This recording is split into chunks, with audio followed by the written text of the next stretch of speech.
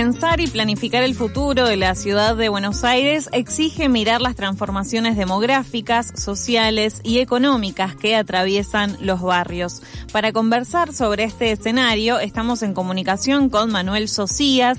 Él es presidente del Consejo Económico y Social de la ciudad de Buenos Aires, más conocido como CESBA, que además presentó hace algunos días la plataforma Una Ciudad en Transformación, un reciente trabajo desarrollado junto a Fundar. Hola Manuel, ¿cómo estás? Acá Emilia y Mailén te saludamos. ¿Cómo andan, Emilia? ¿Cómo andan, Mailén? ¿Todo bien? Bien, todo bien. Muchas gracias por atendernos en esta tarde fresca de lunes. Contanos... Muy fresca. Muy fresca, realmente. Bueno, contanos y contale a la audiencia, mejor dicho, qué es el CESBA y de qué manera influyen sus diagnósticos en el día a día porteño. Bueno, a ver, el CESBA es el Consejo Económico y Social de la Ciudad de Buenos Aires, que es un organismo de la Constitución de la ciudad que está mandatado para discutir, vamos a decir, los temas estratégicos de la vida urbana. La idea del Consejo cuando fue creado es que haya un ámbito multisectorial, multipartidario para discutir los problemas que no son imputables a una gestión de gobierno, son problemas que la época le presenta a las vidas en las ciudades. Y el espíritu del Consejo Económico y Social es justamente encontrar miradas comunes sobre desafíos que uno no puede responsabilizar a una u otra gestión de gobierno, sino que son problemas que hay que discutir con rigurosidad técnica, con tranquilidad, mirando experiencias internacionales, tratando de convocar a todos los sectores. La idea del diálogo social como forma de pensar y resolver problemas que son problemas de muy difícil resolución para una gestión de gobierno. Entonces ese es el espíritu del organismo. En ese sentido, Manuel, nos preguntábamos, ¿no? Al ser un órgano consultivo, ¿cómo es que se logran sintetizar tantas miradas diversas, tensiones incluso territoriales distintas, que se tratan, entiendo, de llegar a una propuesta en común para la ciudad de Buenos Aires? Exacto. Mira, esta es la primera vez que el peronismo, yo vengo del peronismo, fui legislador del peronismo en la ciudad. Esta es la primera vez que el peronismo conduce este organismo y nuestra mirada sobre el organismo, y un poco en línea con vos lo que preguntabas, es: hacen falta ámbitos institucionales en la Ciudad de Buenos Aires para que, dada la complejidad, incluso por motivos de cultura política, claro, dada la dificultad para construir consensos, bueno, hay temas que tienen que estar, vamos a decir, fuera de la coyuntura política, fuera de la chicana, fuera de la ventaja partidaria, porque son temas de muy difícil resolución. Por ejemplo, el problema de la vivienda en la Ciudad de Buenos Aires, un problema que es un problema de la Ciudad de Buenos Aires desde hace muchos años, es un problema muy parecido al problema de la vivienda que tienen otras grandes ciudades del mundo, que son parecidos a la de la Ciudad de Buenos Aires, y nuestra filosofía es, bueno, pongamos el problema sobre la mesa, tengamos un ánimo pragmático, es decir, tratemos de agarrar el problema tal cual viene y resolverlo independientemente de las miradas político-ideológicas que uno pueda tener, pero el problema tiene estas características, los problemas en otras ciudades del mundo tienen estas otras características, y tratar de poner sobre la mesa las cosas tal cual son, de la idea de que la única verdad es la realidad, bueno, ponerlo eso sobre la mesa y tratar de encontrar respuestas, suspendiendo las certezas que uno trae, ¿no? Porque en general la cultura política de la Argentina en general y la ciudad en particular premia mucho la certeza, ¿viste? No, yo tengo la forma de resolverla. Bueno, lo cierto es que nadie puede arrogarse haberle encontrado el agujero al mate en muchos problemas. Entonces nosotros invitamos a todos a que vengan y suspendan su certeza por un tiempo para tratar de, en una discusión, una conversación honesta intelectualmente, podamos encontrar alguna mirada común, alguna respuesta común para los diferentes problemas. Y para llegar a esos puntos en común, ¿se reúnen en qué formato? ¿En asambleas? ¿Hay votaciones? En ese sentido también nos interesaba saber cómo es el funcionamiento. Mira, es muy interesante porque el consejo, este consejo es único en su tipo en la ciudad y en la Argentina. Mira. Porque participan de su asamblea, participan todos los gremios, todas las cámaras empresariales, todas las iglesias, las universidades públicas y las universidades privadas. Tienen efectivamente un formato asambleario donde los temas se discuten y se organizan comisiones de trabajo por tema. Entonces, la asamblea mandata al presidente, en este caso a mí, estudiemos el tema del problema de la caída de la tasa de natalidad, que es un tema que se está discutiendo mucho en la Ciudad de Buenos Aires.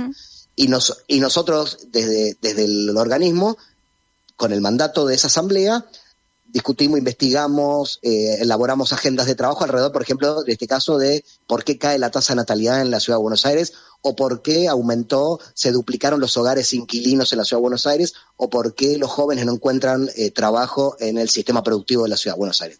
Nosotros, bajo el mandato de la Asamblea, que identifica los problemas más importantes que tiene la ciudad, organizamos como agendas de trabajo donde hay investigación académica, comparaciones con otras experiencias internacionales, seminarios, congresos, recomendaciones de política, diferentes instrumentos para nutrir esa conversación de la mayor rigurosidad técnica posible. Pero nosotros trabajamos bajo el mandato de la Asamblea, sí. Claro. No, recién mencionábamos este informe, ¿no? Una ciudad en transformación, que es un informe sociodemográfico, podríamos decir, presentado de una manera muy interesante. Lo hicieron junto con la Fundación Fundar.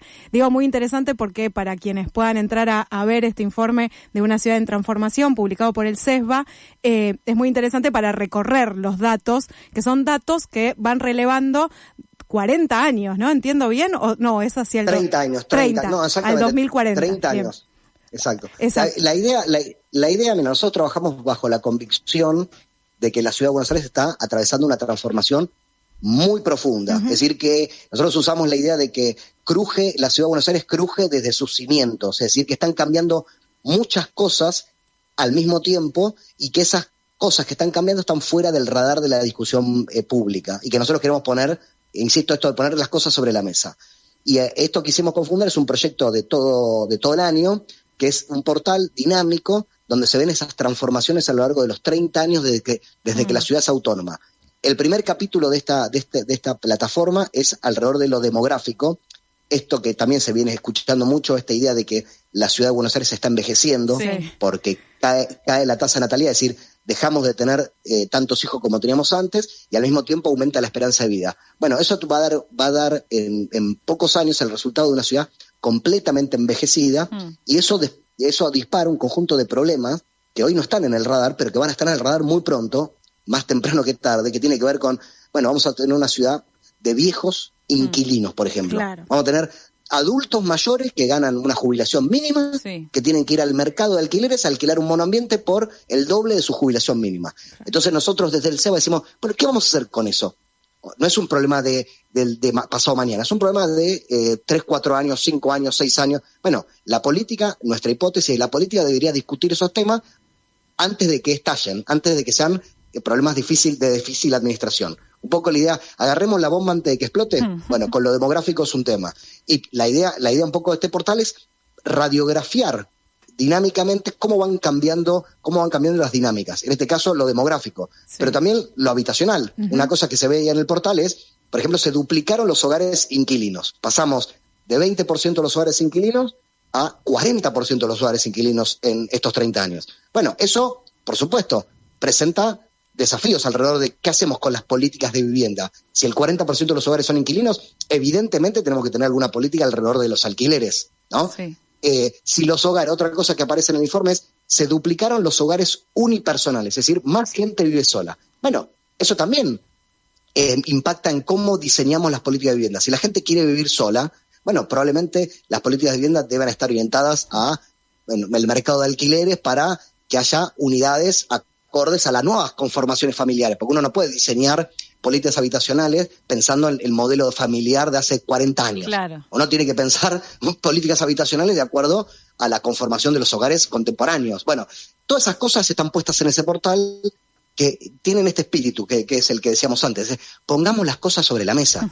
Ahí, ¿viste? Ahí hay cosas que tenemos que poner sobre la mesa, mirarlas, agarrarlas, ¿viste? Encontrarle la forma y decir, ¿y esto cómo va a impactar, por ejemplo, que vayamos a una ciudad de viejos? Sí. Bueno, probablemente los sistemas de cuidado. ¿Quién va a cuidar a los viejos? Porque son viejos que además no van a tener hijos, es decir, no van a tener una red familiar que los contenga, uh-huh, ¿no? Porque estamos diciendo que cae la tasa de natalidad de forma dramática y aumenta la esperanza de vida también de forma dramática. Uh-huh. Vamos a tener población de mucha gente de 100 años que no va a tener ni hijos, ni sobrinos, ni nada. ¿Quién los va a cuidar? ¿Dónde van a vivir? Sí. Bueno, probablemente haya que discutir esas residencias colectivas para los adultos mayores. Lo que nosotros planteamos es, la ciudad está cambiando aceleradamente y no es un problema de la Ciudad de Buenos Aires. Todas las ciudades a nivel global están atravesando fenómenos similares que tienen que ver con esto. El envejecimiento, la caída de la tasa de natalidad, el aumento de los hogares inquilinos, bueno, etcétera, etcétera, etcétera, que son cambios, viste, desde los cimientos, cruje desde los cimientos las ciudades. Y hay que pensar rápidamente qué vamos a hacer con eso, porque cuando esos problemas se nos presenten, va a ser muy difícil gestionarlos si no los atajamos con anticipación, que es un poco el espíritu de todo el organismo.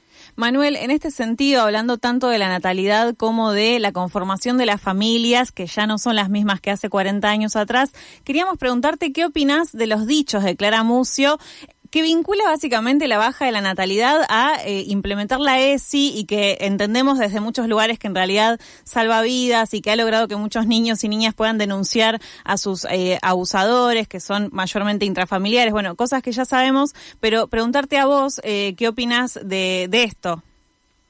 Mira, yo creo que la ESI debe ser de las pocas políticas públicas donde hay un consenso absoluto que fue una política pública exitosa, de todo, por donde lo mires. Por lo que decías vos recién de que los niños, hay un porcentaje altísimo de los chicos que identifican un abuso intrafamiliar después de una clase de ESI, porque gracias a la ESI cayó dramáticamente la tasa de embarazo adolescente no deseado, que es una de las cosas que explican la caída de la tasa de natalidad. Es decir, la caída de la tasa de natalidad, si hay algún aspecto positivo de eso, tiene que ver con que eso en parte es explicado porque cayó el embarazo adolescente, y eso también tiene que ver con la ESI. Es decir, la ESI, yo tengo 2 hijas en edad escolar que van al sistema público, o sea, van a un colegio público, y yo veo como la ESI es una herramienta fenomenal para desarmar estereotipos, para desarmar escenarios de bullying o escenarios de acoso, etcétera, etcétera. Así que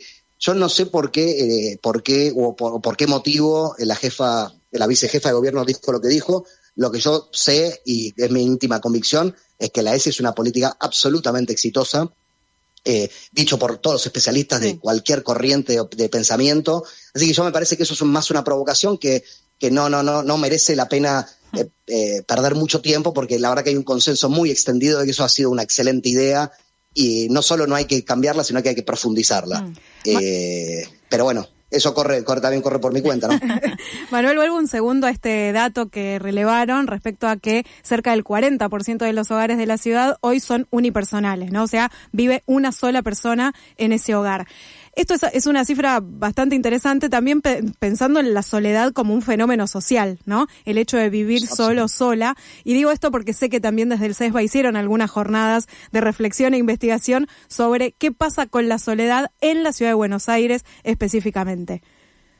Bueno, mirá, lo de la soledad es un fenómeno bien interesante, porque hace algunos años, si hablábamos de esto, la soledad era percibido como un problema de carácter individual. Total. ¿no? Que era, bueno, es un tema que me compete a mí como persona, o le compete a tal como persona, y lo que se ha discutido en los últimos años es que la soledad es un problema político, en el sentido de que es un problema social, que es un problema que debe ser pensado como un problema social o como un problema político, y hay ciudades e incluso países que están pensando incluso en armar ministerios alrededor del problema de la soledad para proveer infraestructuras comunes donde la gente pueda volver a encontrarse, y eso se cruza con un fenómeno que también estamos analizando, que tiene que ver cómo se han reducido las actividades de encuentro, de recreación en los últimos 10 años. Cayeron 30% las actividades cuando la gente declara que hace en su tiempo libre, cayeron 30% las actividades de encuentro, de recreación, y aumentó casi en la misma proporción el tiempo que la gente le dedica a las pantallas, a la adicción al celular, etcétera, etcétera, etcétera. Wow. Y eso genera impacto en la salud mental, en la sociabilidad, en la convivencia democrática. Si la soledad no es un problema que solo es un problema individual, pero no solo es un problema individual, sino tiene que ser pensado como un problema político, un problema social, y pensando de nuevo en el tema del envejecimiento poblacional, ese va a ser un problema mucho más extendido del que percibimos ahora. Vamos a tener muchos adultos mayores solos, sin familia, sin hijos, sin red familiar, y además sin contacto con sus pares. Entonces, bueno, eso también, ¿qué tipo de infraestructuras de cuidado vamos a necesitar? Y probablemente una infraestructura de cuidado que los junte, a los viejitos, que los junte, para que no mueran solos, para que puedan cuidarse entre sí. Bueno, me parece que ahí vamos a una sociedad que va a requerir que la soledad, por ejemplo, sea pensado como eso, como un problema político, un problema social que debe ser pensado desde las políticas públicas. Esto que vos decías, ¿no?, de los adultos mayores en soledad, también entiendo que desde el estudio que hicieron pasa algo también con, los grupos etarios más jóvenes también, ¿no? Hay muchos jóvenes solos y solas. Absolutamente. Eso también crecía, ¿no?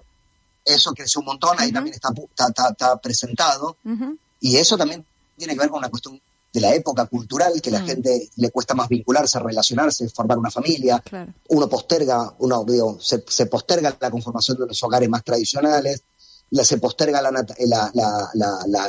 los embarazos.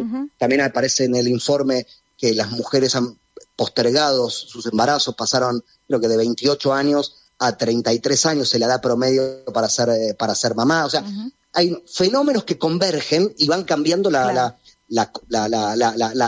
sociedad que conocíamos, va cambiando, va mutando, y van apareciendo estos desafíos. Porque, por supuesto, si los jóvenes quieren ir a vivirse solos, ¿no? Se quieren emancipar de sus hogares familiares, y tienen que ir a un mercado privado de alquileres, cuyos precios no pueden pagar con sus múltiples empleos, ¿no? Un joven de 27, 28, 29, 30 años que se quiere vivir solo y tiene 3, 4 trabajos y quiere ir a alquilar un monoambiente, y el monoambiente le sale 700,000 pesos y entre todos sus trabajos hace 1,5 millones de pesos, bueno, ese chico tiene un problema de emancipación, tiene que seguir viviendo con sus padres, compartir el cuarto con su hermanito de 4, y eso desarma un poco el horizonte de futuro de ese joven, ¿no? Que no puede irse a vivir solo, tiene que compartir, no puede tener pareja porque no puede compartir el cuarto con su hermanito y su pareja. Bueno, todas esas cosas hay que agarrarlas a tiempo, ir desarmándolas, ir pensando las políticas públicas de acuerdo a la sociedad realmente existente, no una sociedad idílica que uno tenga en la cabeza, o cómo debe, ¿viste? Porque hay una cosa también vinculada a declaraciones también de la vicejefa, de la idea de que todos estamos obligados a tener hijos y familia, ¿no? Cada uno vive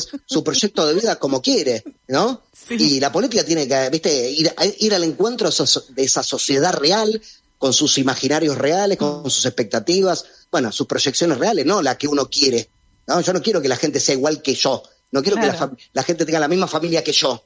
No, yo tengo mi familia, vos tendrás la tuya, y así, ¿no? Y la política no puede ser una política de superioridad moral. Si tenés una nena y un nene y estás casado durante 30 años, sos el modelo típico ideal. Bueno, yo qué sé, las familias son lo que son, ¿viste? Y un poco eso me parece que también hay que ponerlo sobre la mesa. Sí, sin dudas. En esto de fenómenos que convergen, también creo que ahí está muy vinculado la mutación del empleo tradicional, ¿no? Como lo conocíamos hace tal vez 15 años, para no irnos a 30, que ya es, otro mundo. Preguntarte en este sentido lo que cruza el estudio respecto de los datos de la población, el costo de vida, de la producción. ¿Cómo ves ese cambio en el tipo de empleos que tenemos con todos estos datos o factores que hay que vincular? Mira, yo para dar una mirada general y no aburrirlas, nosotros lo que percibimos es que hay una fragmentación de la vida urbana en todas sus dimensiones. En la dimensión material se fragmentó el mercado de trabajo, el mercado de trabajo también nos muestra multiplicidad de trayectorias. Todavía hay un pedazo de la sociedad que tiene trabajo formal, en los términos que conocíamos hace 15, 20 años, pero hay un porcentaje creciente y cada vez más relevante de gente que se vincula con el mercado de trabajo de otra forma, que tienen pluriempleo, que tienen trabajo no registrado, que trabajan en la economía de plataforma. Entonces, lo que vemos es, tampoco se puede caracterizar el mercado de trabajo como una cosa homogénea, fragmentación material. Y además tenemos fragmentación subjetiva, porque la gente también está atravesando un proceso de fragmentación subjetiva por el tema de la vida digital. Entonces, la gente, además de fragmentar, de materialmente fragmentada, también subjetivamente fragmentada. Entonces, es muy difícil identificar grupos sociales muy homogéneos.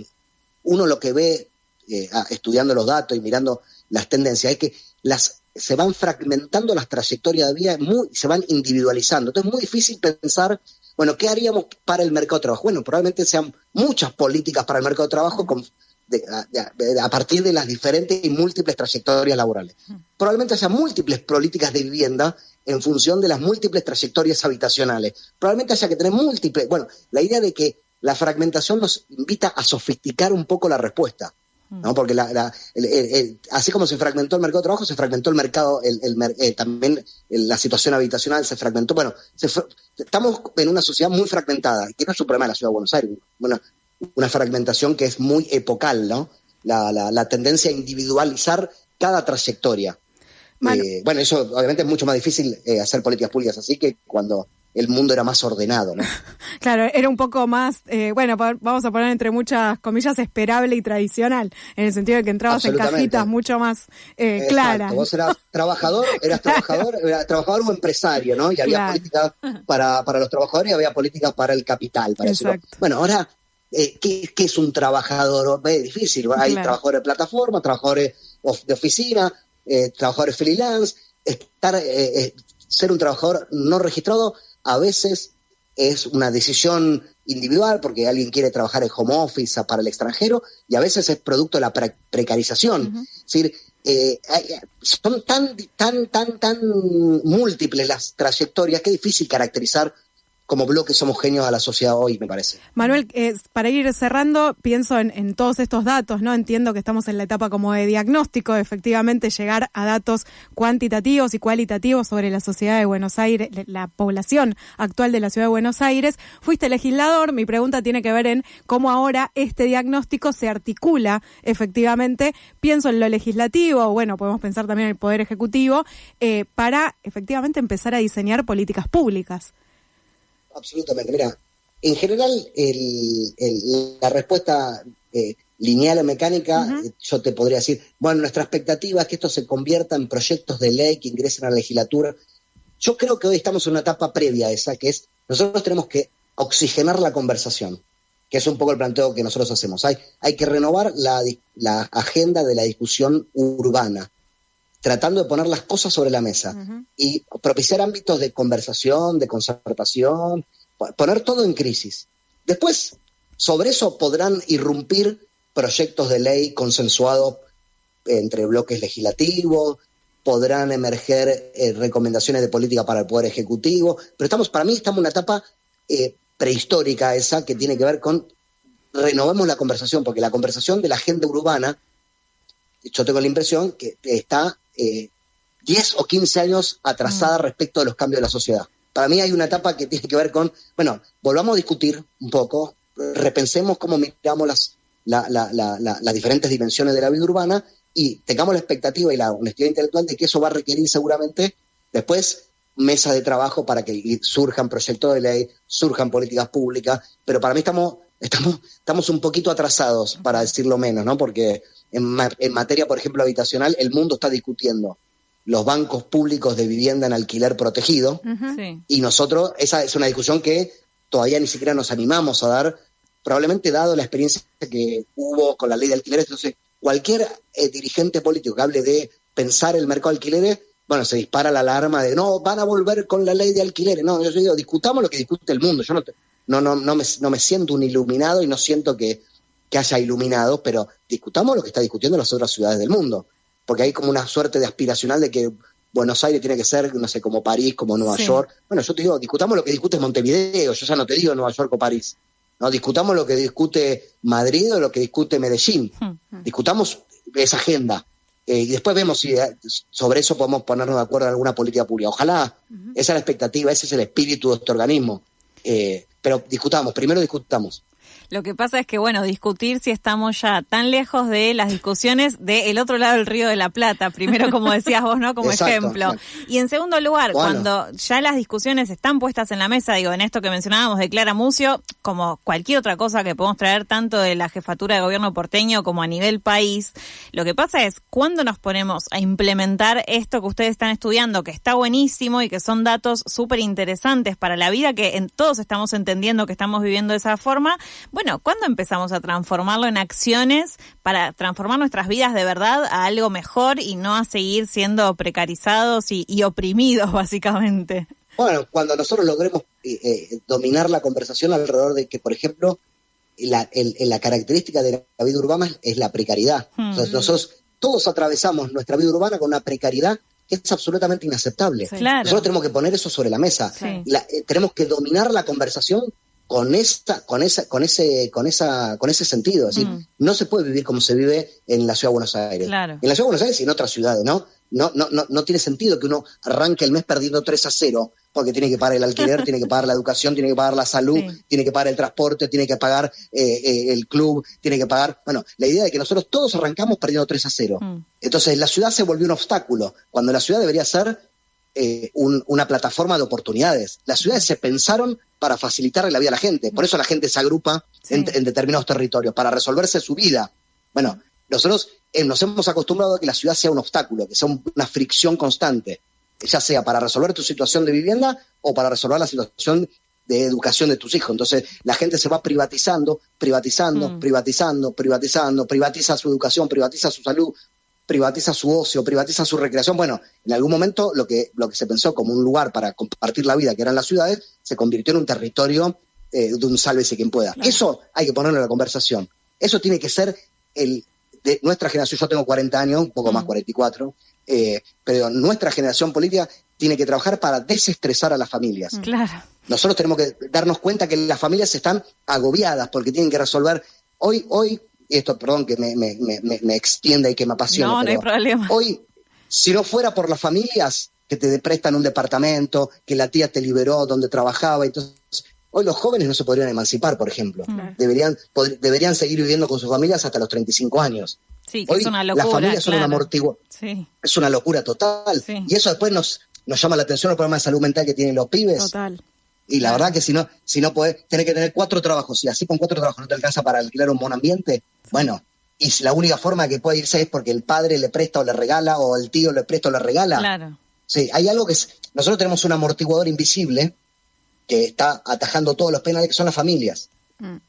Entonces, las madres en general, pero también los padres, tienen que ir a buscar a sus hijos al colegio, traerlos, llevarlos, ponerlos, cuidarlos. Bueno, la ciudad tiene que ser una plataforma de oportunidades, que la ciudad tiene que facilitarnos la vida, a nosotros y a las familias en general. Bueno, esa es la conversión que tenemos que poner de forma urgente sobre la mesa, y eso es lo que va a traducirse en la ansiedad que vos me transmitís con tu pregunta. Es cuando dominemos la conversación, cuando nuestra generación política diga, sí, no es normal vivir como vivimos. Claro. O sea, no es normal que uno tenga que tener 4 trabajos para poder salir con sus amigos el fin de semana. Sin duda. No es normal. No. Bueno, es un poco lo que está pasando en el mundo también. O sea, la experiencia de Mandami en Nueva York va en ese mismo sentido. Vos no puedes tener una ciudad que sea inaccesible. Entonces todo el mundo se tiene que ir de la ciudad todos los neoyorquinos se tienen que ir de la ciudad para poder ser, ¿viste? Es raro que nos hayamos acostumbrado a eso, que no puedas vivir en el lugar donde naciste. Sí. ¿No? Hay que pensar la cosa con el mayor de los sentidos comunes. Claro. Sí, sin dudas. ¿Entendés? Clarísimo, bueno. Manuel. Muchísimas gracias por todos estos minutos con nosotras. Seguiremos charlando porque está buenísimo para seguir indagando en todo este estudio. Bárbaro. Cuentan conmigo, con el equipo, cuando sea, un gusto. Gracias, igualmente. Pasó así Manuel Socias, presidente del Consejo Económico y Social de la Ciudad de Buenos Aires. Hablamos a propósito de la plataforma Una Ciudad en Transformación. Es un reciente estudio desarrollado junto a Fundar.